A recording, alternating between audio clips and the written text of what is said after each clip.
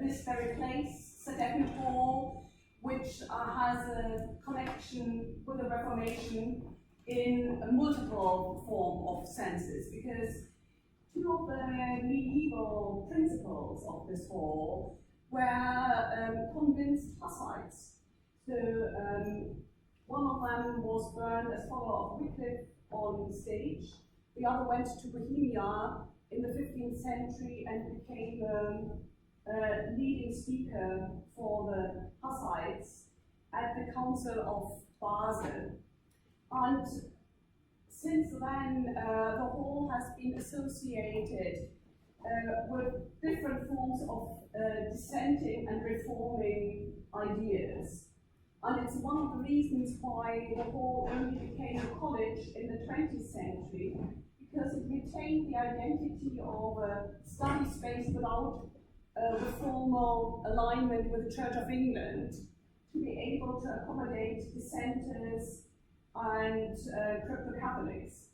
And our library is also reflecting that, and I would offer to take you over to the old library, which is above the antechapel, during our lunch break, to show some of the things like the complete works of Hus, which were first published by Lutherans in Nuremberg in the 1530s, with preface from Luther to show this kind of continuity, the Reformation not as an event out of thin air, but with a dedicated history of speaking the mind, speaking for what was good and right in the church. And this is expressed also through hymnody, and I would say it's one of the three key features which secured the success of the German Reformation. And I would say the three columns, as it were, of the success are A, translation. So Luther's very successful translation of the Bible into German, and I only realized 10 minutes ago that my colleague Charlie Lauf is son here of the next speaker, and he contributed one of the voices. We recorded Luther's seminal letter on translation and why it's important to translate the Bible into the language that's understandable for everybody. And if you're interested, I have copies of this new edition here, which will be at the break. So first, on making the Bible understandable through translation. The second is printing. If it hadn't been really for the ways of spreading this new translation so quickly, it wouldn't have reached that momentum. And Luther was very skilled in playing on this new form of mass communication. I teach also history of the book for our master students.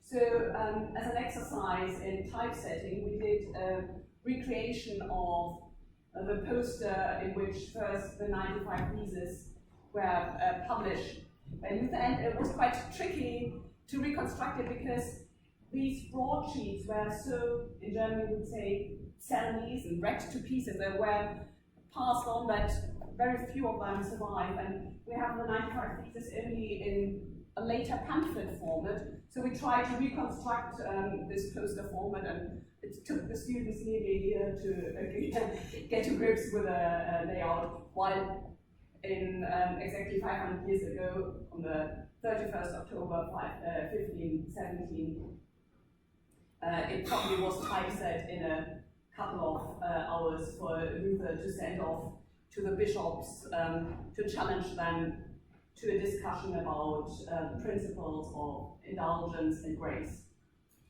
And the third column I claim of the success of the Reformation is singing. And singing related to these first two principles, because how Luther starts writing hymns is by writing psalm paraphrases. So he picks up the oldest form of communication with God, as it were, by the people of God, and consciously bases his own theology on this foundation, biblical foundation, and history of the church foundation. And it circulates now in this new format of broadsheets. So we also reconstructed some of these broadsheets as they would have been circulating. So there would have been just one more or less A3 sheet that we could fold 3 times, and you had a little booklet with key hymns. It's called ein Enchiridion oder Handbüchlein. Chiron in the hand. So it's something to hold in the hand. It's a handbag book, a pocket-sized summary, not just of something to sing, but of your faith. And but that also then added another dimension of distribution of the gospel to of the songs, namely the oral transmittance. And Luther's hymn writing again hasn't come out of thin air. So he paraphrases the Psalms. These are his very first attempts at hymn writing, entitled De Profundis, Out of the Depth I Cry to Thee, is his first hymn, and that's the first we are going to look at. He picks up Pauline theology following from the Ephesians, that you should sing psalms, hymns, and spiritual songs. He also takes medieval Latin hymns, translates them, mainly only a few of the Ambrosian hymns. It's mainly the more complex theological sequences of paper like Notker of Singable, like the Victime Paschali Laudis, the great Easter sequence, which interestingly enough had already been translated into German previously in the Middle Ages. So you have translation of Latin sequences starting from the 13th century. So if you have the Notker's sequence, Victime Paschali Laudis starts, Victime Paschali Laudis, and then that was picked up as a vernacular song. Christ ist erstanden. Christ ist erstanden von der Marter alle. Es soll mir alle froh sein, des Lebens Trost ein Kyrie. That picks up the tune of the Victime Paschali Laudis, turns it into a one-verse vernacular hymn ending in Kyrie eleis. These are the so-called Leisen because they always end with the call of Kyrie eleison. And they were sung by the laity on processions or pilgrimages, but also in the 15th century they became incorporated into the high feast masses. So on Easter Sunday, the clergy would start with the Victime Paschali Laudis, and the congregation would answer, Christ ist erstanden, as a kind of vernacular confirmation. And Luther picks up these Leisen and continues them. So in his first hymn book, in this Enchiridion, you have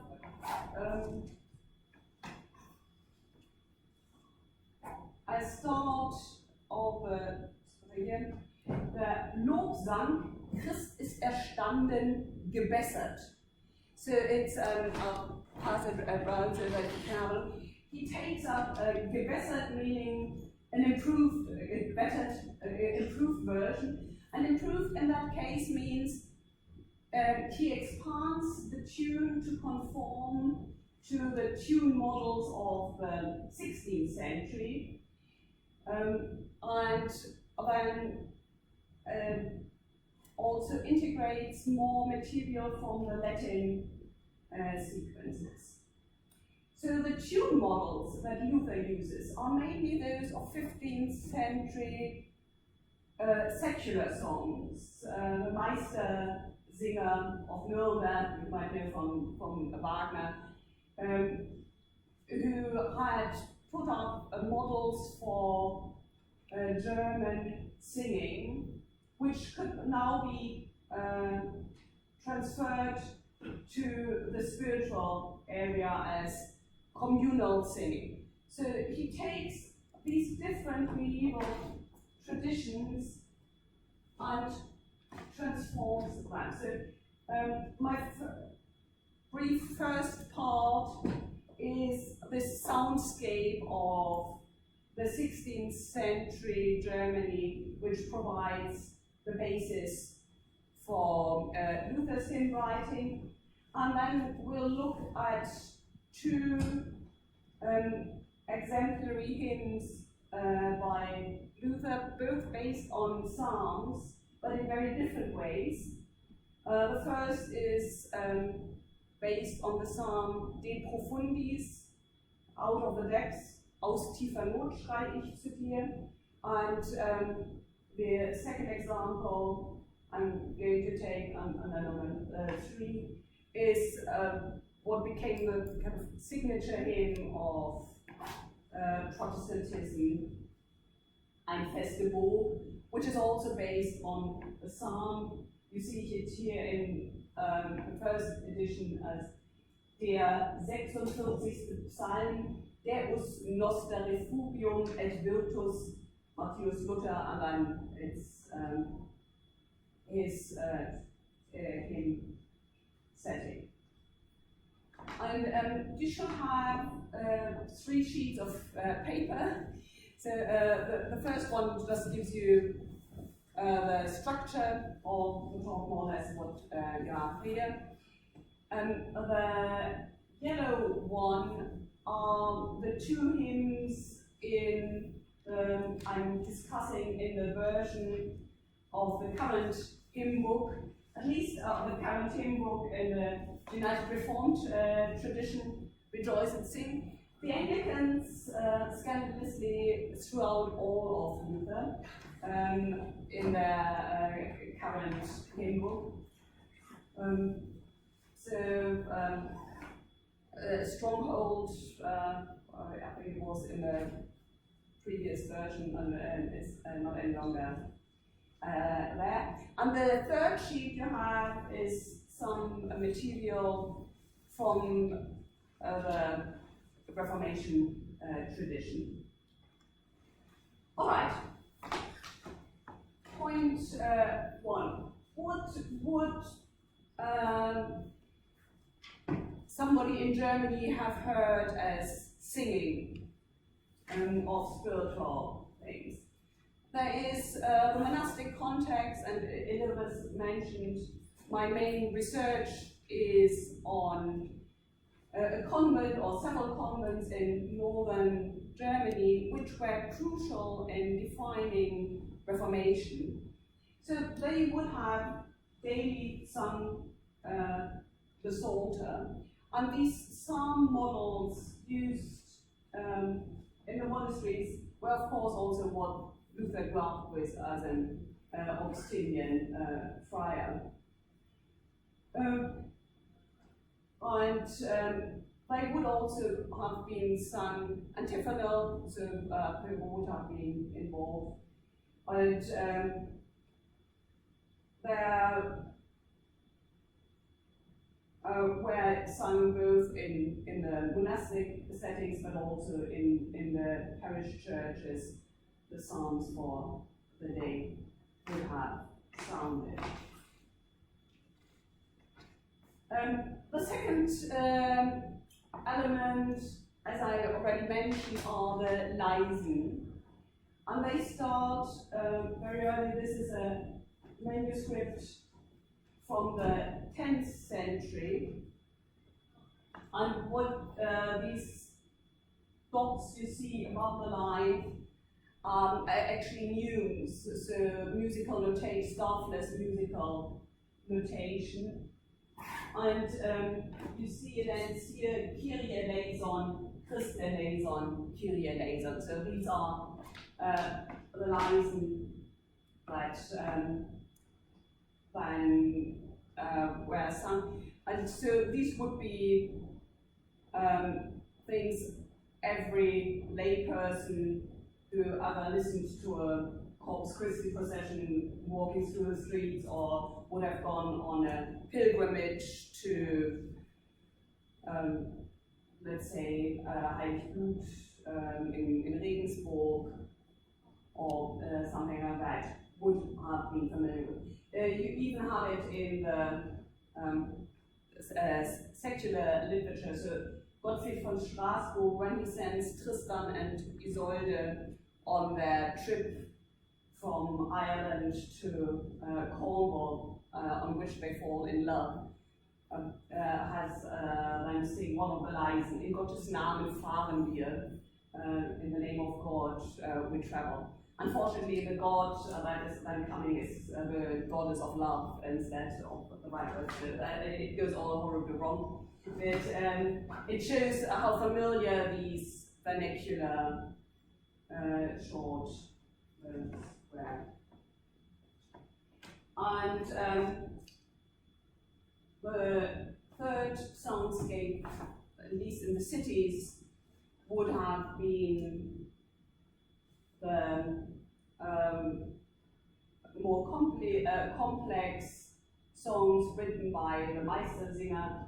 So artisans organized in guild-like structures, versifying, and they had to versify the Bible. So they would meet in a church. I don't know whether any of you have ever been to know that, but you could still see the Meistersinger where they met, and where each singer had to go up to a pulpit, and then there would be a group of judges who would note down how well they paraphrased the biblical content, but also how well they did in terms of meter and rhyme and rhythm. So there was quite a tradition in turning biblical text into hymns in Germany. And this glass window is later than the Reformation, but you would have had similar images. It was a tradition that continued from the 15th century right to the 17th century. And you have as motto above there, König David says, "Singet Gott fröhlich immer da." So sing always to God joyfully.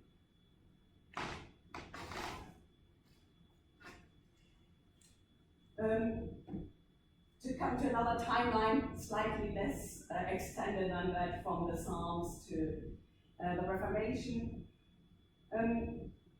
Luther's engagement with Psalm paraphrase as things started when he was writing his first lectures as a newly appointed professor at Wittenberg in 1513. When he chose the Psalter as the first biblical book to comment upon, because that was really the text he was most familiar with from living as a friar. He tried to learn Hebrew with it, and I'll show you in a moment his manuscript of that lecture, where you can see how he works that in. 4 years later, his theological struggle had made him to summarize his demands for or questions for current church practice in these 95 theses, questioning the issues of grace and how should redemption be administered.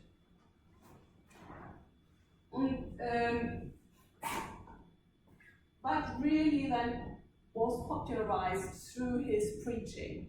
So in a way you could say it's more 1518 than 1517 that the opening date is, because that's the date when his German sermons on the thesis were published, and they made really the impact on a wider public, which the Latin thesis that had just been sent to the church authority hadn't had. In 1522, the bestseller of the, not just of the 16th century, but probably of 16th, 17th, and 18th century was written by him, his translation of the New Testament, done in just a couple of months while he was locked up in voluntary confinement on the Waldburg. And the only material he had there were Melanchthon's, Erasmus' new edition of the Greek New Testament with a new Latin translation by Erasmus, which allowed him, his Greek was alright, but not brilliant, to do a sound, theologically sound, but more crucially idiomatic new German translation. So when the Meistersinger were writing their biblical paraphrases, they had to rely either on their knowledge of Latin or on very literal German translations. They had been printed by German Bibles around, but they were meant as script sheets, as it were, for understanding the Latin Bible. They weren't meant to be read as texts as such. And that's published in the first edition in September 1522, is sold out within weeks. In December, the second edition comes into being, and that's again sold out within weeks, and it has never been out of print since then. And at the same time, the first broadsheets start circulating with Luther's hymns, starting with Aus tiefer Not. And, but we know about these broadsheets only because of reports, since they were passed on and used up. So we only really have it once it gets into the format of little booklets. And that's the case in 1524, when two clever publishers in Erfurt see how much demand there is for vernacular hymns. So they collect several of the hymns that had been circulating in broadsheet format and turn it into this booklet that has been just circulating.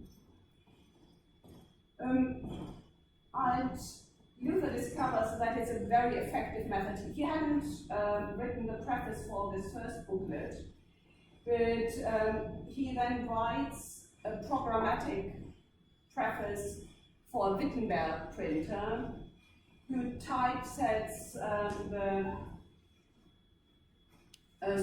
hymns as four-part.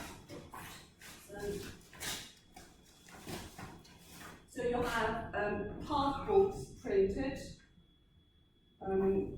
Tenor is the most important part, because that would be in the tradition of the Meistersinger also so the tenor part would sing the tune, and then you have a descant, a soprano, a bass, and an alto line to go with it. And that has now a programmatic preface by Luther saying song is the way to educate also the youth. and to alert them to Christian content. And that's picked up, so the next hymn books printed. This is a small size, a scaled down version of a hymn book printed in Strasbourg. And that was meant to be on a lectern in school for the teacher and the children to stand around and sing together. It starts with a versified Ten Commandments, versified creed, and then it has Luther's hymn following on. And so that would have been the way in which most children first encountered the Reformation, through these songs. And it's not, it doesn't stay confined to Germany. So Reformation theology enters England first through songs. So Miles Coverdale, before translating the Bible into English, translates the hymn book. The enlarged edition, including Singable, in circa 1533. It was published anonymously, without a date, without a place, and it only survives in one copy, which is 100 meters from here, or less, 50 meters from here, in the library at Queen's College, just across the road. And it's probably the unsung hero of the distribution of Luther theology into England, because while Coverdale's Bible translation could be forbidden and censored, the hymns, once released into oral distribution, couldn't really be called back. And then hymn singing spreads across Germany, also across the denominational divide, because the Catholics realized that Luther was onto a winner, as it were, with popularizing his ideas through hymns. So there are early Catholic hymn books which would then have Eucharistic hymns stressing the different Eucharistic theology, but also taking up the Psalms. So some of the Psalm paraphrases are the same in both Catholic and Protestant. All right. So Luther starts his lecturing with a Psalm lecture, and I've always been intrigued by this print, which Luther commissioned from a Wittenberg printer to do double-spaced, so that he could prepare, but also he would give out a copy, or the students had to buy a copy each to take their notes. And you can see him translating and expanding. And he's reading the Psalms through Pauline theology. And that's something that you can then see in his Psalm paraphrases. And you see in this the capture for Psalm 33, Exhortatio Christi ad suos. He reads it as a exhortation of Christ to his followers. And that's the same way in which he incorporates his theological thinking into the Psalms. There are certain Psalms which he dubs as Pauline Psalms, and among those is Aus tiefer Not schrei ich zu dir, the Psalm De Profundis, one of the penitential Psalms.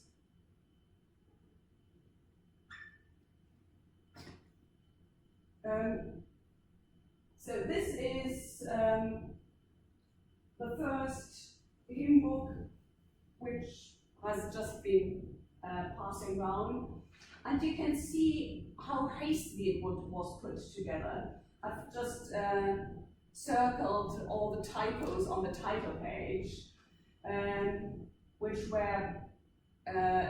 point to something done in real case, but it still conveys a programmatic message. Ein Enchiridion oder Handbüchlein, einem jeglichen Christen fast nützlich bei sich zu haben, zur steter Übung und Betrachtung geistlicher Gesänge und Psalmen, rechtschaffen und künstlich verdeutscht.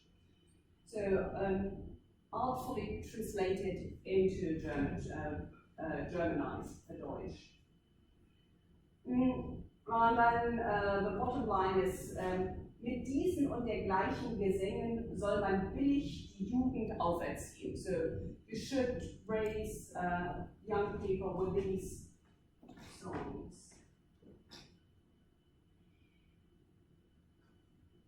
So the very first psalm that Luther turned to was, as I mentioned, De Profundis, which is in the Enchiridion entitled as der 129. Psalm.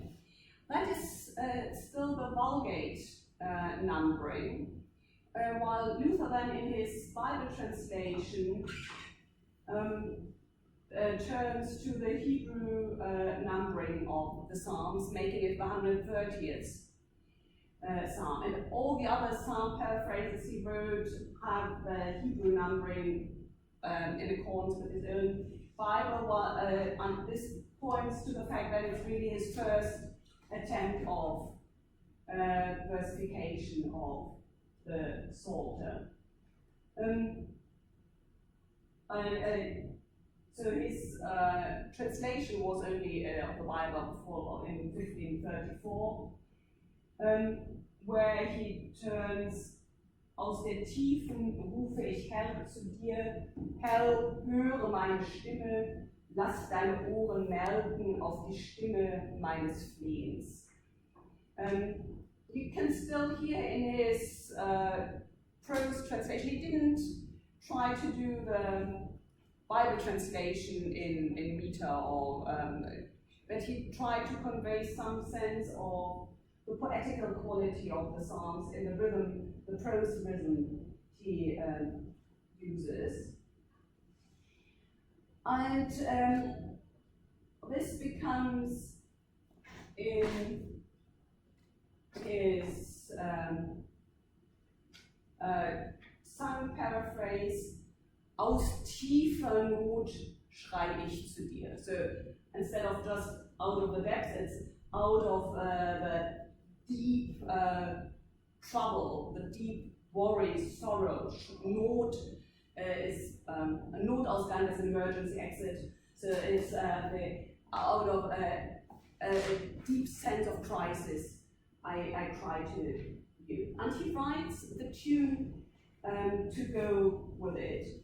And I'll just sing you the first verse with his tune, and try to hear the kind of sound painting he does with the tune.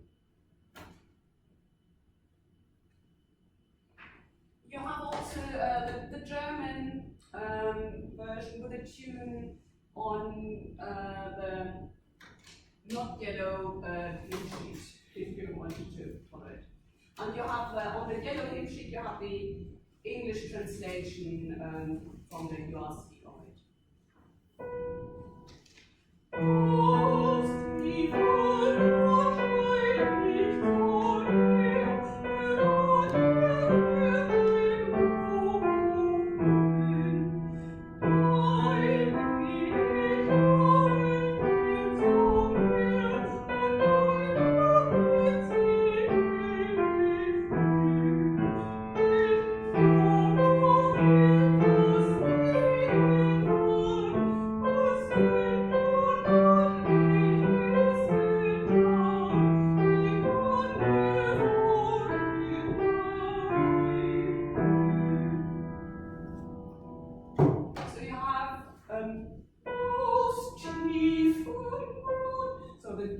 chief is the deep note, and you have the tonality of one of the old church modes. So it's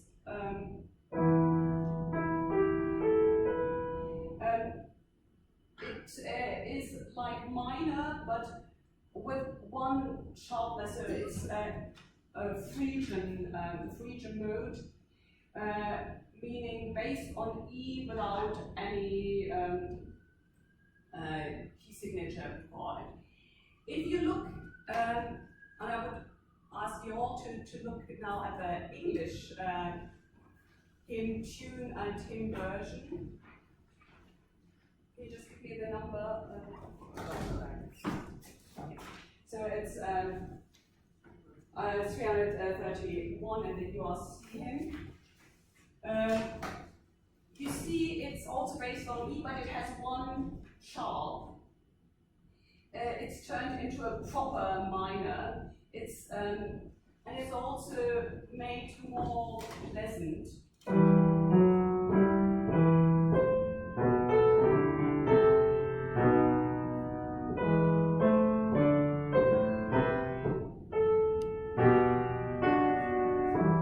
So you have instead of the harsh F, this. I'd suggest that we just sing the second, or let's sing the first two verses so that we get more of a sense of that.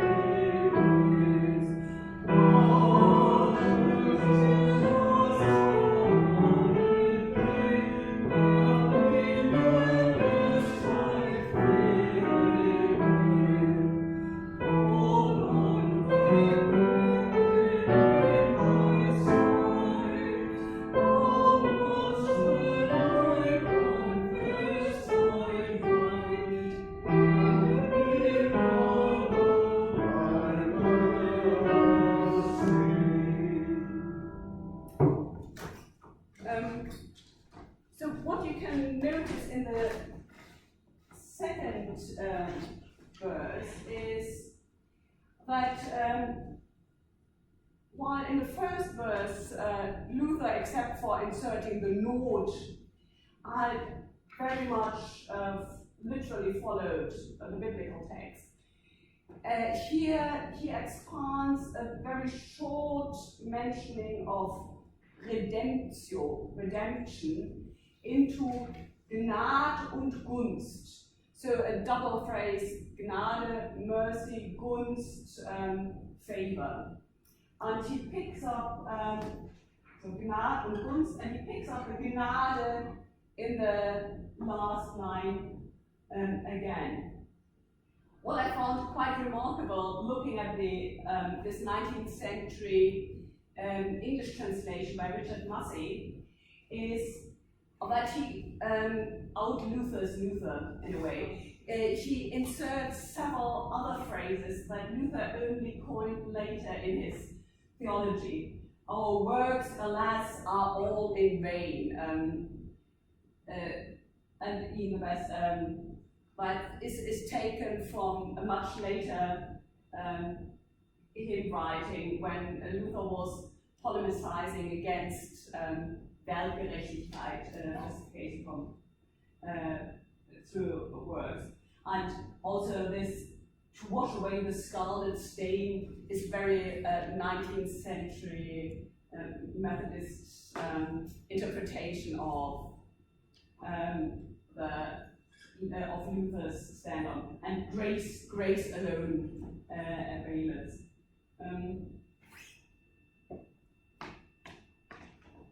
So how Luther does it is he starts from quite literal translation, and then he expands, amplifies with theological concepts taken from Paul, emphasizing certain elements in the Psalms. So the fifth last verse again has: Auch bei uns ist der Sünden viel, bei Gott ist viel mehr Gnade. Even if there are many sins with us, there's much more grace with God. And again, the Latin psalm just has redemptio, redemption, a more technical term than, as it were, the theological concept of grace. Ist allein der gute Hirt, der Israel erlösen wird. Then he turns back to the psalm language of God, and there to the original meaning of redemption, of return from the Babylonian imprisonment. So quite physical sense of release and redemption, and keeps otherwise within the biblical language. Yeah, if you want to, you just have the sound there. Could you read the last verse, or what he paraphrases there with Israel? O Israel, put your hope in the Lord, for with the Lord is unfailing love, and with him is full redemption. He himself will redeem Israel from all their sins. Yeah. So their redemption is, in fact, both coupled with a release, but also with a sin. So it's and Luther just emphasizes certain aspects, but he stays pretty faithful overall. That changes in a way with his later psalm paraphrases. So ein feste Burg, his version of Psalm 46, is not in the first Protestant hymn book in the Little Enchiridion, and it's written at a different point in the theological struggle of Luther. It's written at a period when there was more public controversy. So out of the depth is a personal struggle for faith, while this is now the public struggle for recognition and for being heard. And if you look in the modern Protestant German hymn books, you have a section of psalm paraphrases and you have a section of theological songs, and they have transferred it from the psalm section into the dogmatic session, because he starts with a line from the Psalms, but then he goes much further, not just inserting Pauline theology, but also clearly modern dogmatic concepts. But he himself considered it important to keep the title. So here it reads, der 46. Psalm. Note in the Vulgate it's Psalm 45, so he has now switched to the Hebrew numbering. He keeps the Latin caption because that's like in the Book of Common Prayers, where you still have the Latin captions, the incipits for the Psalms, because that's how people would recognize them. And turns Deus Noster Refugium and Virtus into Wehr und Waffen, which is a much more militant imagery than the more defensive Refugium. Refugium would be, Wehr, but Waffen is then also not so much strength, but really the aggressive weapon.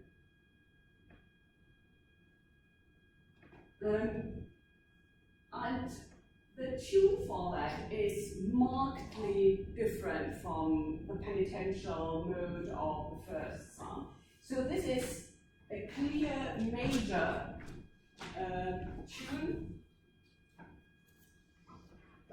which has interesting cross rhythms and is meant to, it really sounds like a battle cry.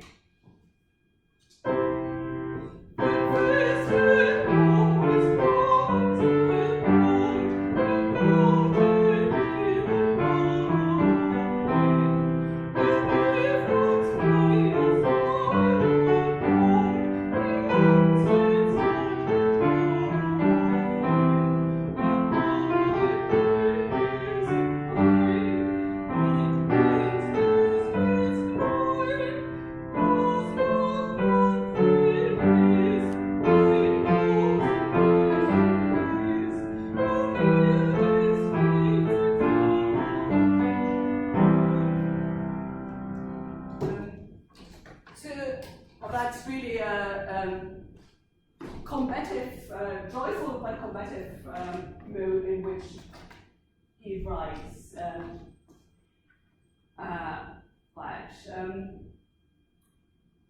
The tune you have in the English hymn books, which is on the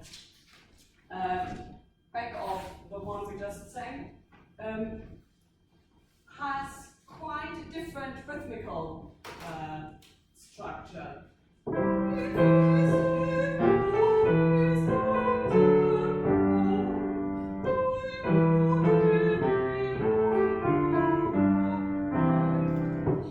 And it's the version of the tune filtered through a slow singing Baroque congregation, so Bach cantatas, and then the revival of Bach in the 19th century with Mendelssohn, equaling it out, making it a slow-moving, sedate tune, which is how it was then picked up by the English hymn books. And in the 19th century German hymn books, you would also find this type of tune. But in the modern German hymn books, you are back to the early combativeness of Widerständigkeit, kind of, it's not easygoing, but calls you to attention. And that's the result of the Kirchenkampf. So the struggle within the Protestant Church during National Socialism for the right interpretation of theology and also of the heritage of the Reformation. So you would have in Germany in the late 1930s, early 1940s, ein Festburg sung on both sides of the church divide. You would have sung it by the so-called Deutsche Christen, the German Christians who collaborated with the National Socialists, took over the structure, and they would just sing the first verse in this kind of 19th century even slow harmony as a song of we are on the right side of God, and God, in a kind of nationalistic sense of our God is on our side. They would only sing the first verse, they would sing it at the beginning of their meetings. And at the same time, the Bekennende Kirche, the church confessant, would conclude all their assemblies with the last verse.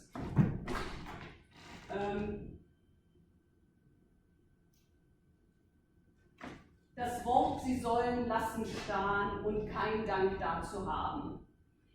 And they would sing it to the old cross rhythm as a call to resistance, to protest.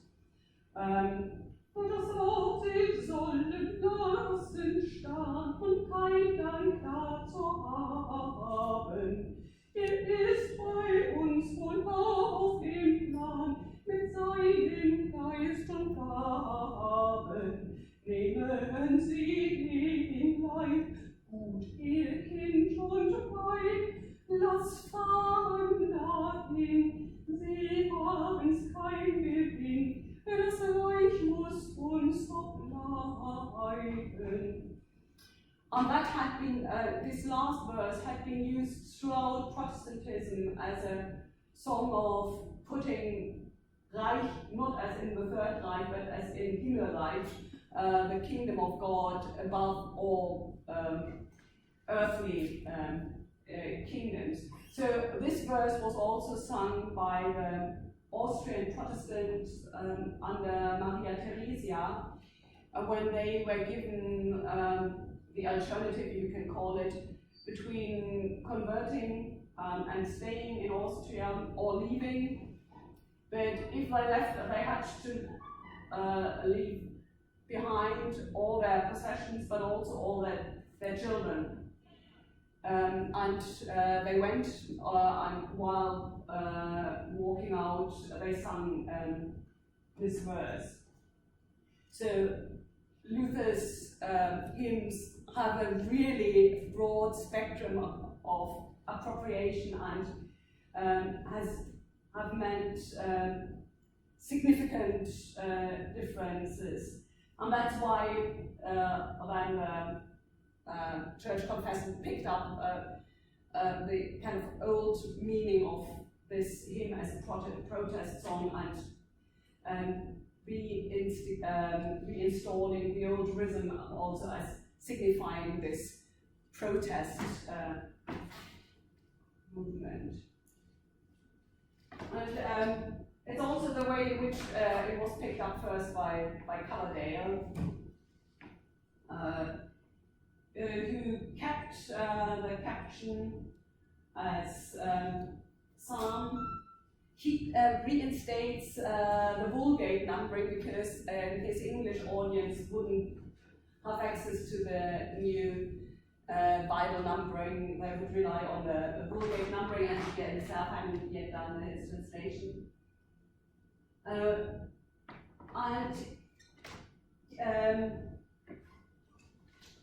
He adds another verse at the end.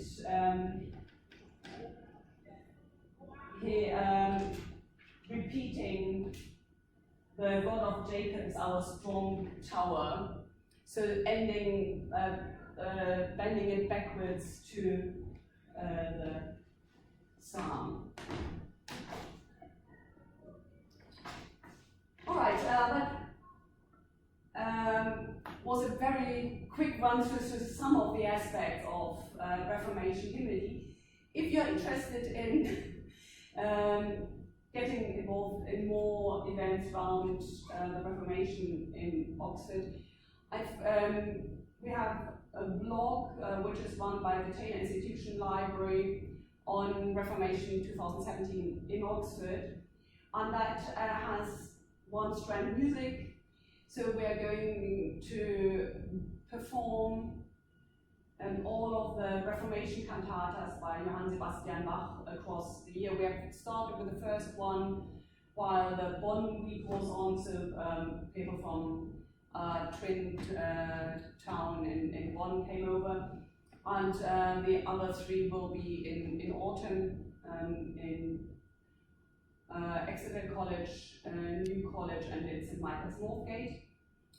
And we've built up a digital library of key Reformation texts, such as the Zen Brief from Doyle mentioned, and there are several other events coming up. So